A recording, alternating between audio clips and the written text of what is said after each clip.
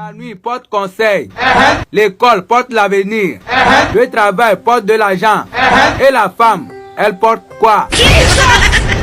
Les gars, c'est à l'église seulement tu peux voir un pasteur de 26 ans dire à un vieux de 65 ans, sois béni mon fils. Tu n'as pas d'argent, tu vas toujours croire que le week-end c'est pour laver les habits. De Colombie et il me dit, monsieur, nous les Colombiens, chaque fois qu'on arrive dans un aéroport ou dans une gare, on nous fouille tout le temps. On pense que nous avons toujours de la drogue. Heureusement, j'ai trouvé un truc. J'ai dit, c'est quoi ton truc? Il me dit, maintenant, quand j'arrive dans une gare ou dans un aéroport, je m'aligne toujours derrière un noir. Alors lui, on les contrôle et moi, on me laisse passer. Et il dit, chaque fois qu'il a essayé, ça marche. Alors il continue.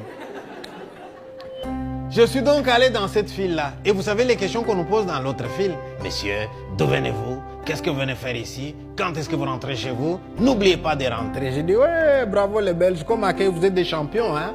Mais allez voir un peu au Bénin, au Burkina Faso. Vous arrivez à l'aéroport, ils viennent vers vous, hein? Bonjour, bonne arrivée. Eh oui, c'est comme ça qu'on dit, de l'autre côté au soleil. Et ici, d'où venez-vous? Qu'est-ce que vous venez faire? Quand est-ce que vous rentrez? N'oubliez pas de rentrer. Ajoutez ça au froid, hein? J'étais comme ça, hein? Alors un Africain qui avait déjà beaucoup voyagé ici, il me regarde, il me dit, monsieur, je vois que c'est la première fois que vous venez ici. J'ai dit, oui, c'est la première fois. Il me dit, vous n'avez encore rien vu, hein, monsieur. Soyez courageux. J'ai dit, oh là là.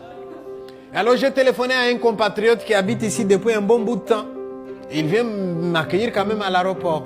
Et je lui demande, la prochaine étape, c'est quoi? Il me dit, Office des étrangers. Il dit, c'est quoi ça, Office des étrangers? Je t'expliquerai. Maintenant, on prend d'abord les trains pour aller en ville. Et on arrive dans le train. Je m'installe, et Africain que j'étais, en face de moi, une femme européenne vient s'installer. Et j'oublie que je suis en Europe, et moi, comme en Afrique, j'ai dit directement, bonjour madame. Elle sursaute, elle me dit, vous me connaissez?